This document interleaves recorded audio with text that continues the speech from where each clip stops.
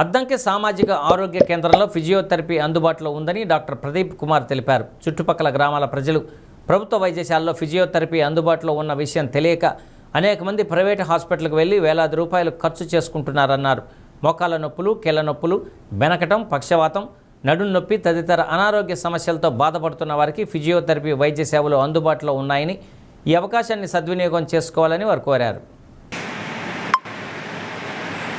ఎక్కువగా geriatric senior citizens వస్తుంటారు. మోకాళ్ళ నొప్పులతోటి, నడుము నొప్పులతోటి, పక్షవాతం వచ్చి కండరాలు పనిచేయక వస్తుంటారు. వచ్చిన వాళ్ళకి ఎక్సర్సైజ్ థెరపీ ద్వారా, ఆ తర్వాత SWD, TENS dance students nerve stimulation ద్వారా ట్రీట్మెంట్ అందిస్తున్నాము.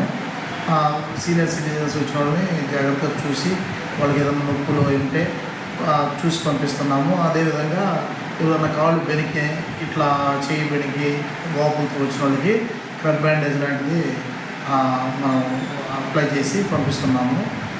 సీనియర్ పెద్ద వయసు వాళ్ళు ఎవరు వచ్చినా కానీ జాగ్రత్తగా చూసి పంపిస్తున్నాము సార్.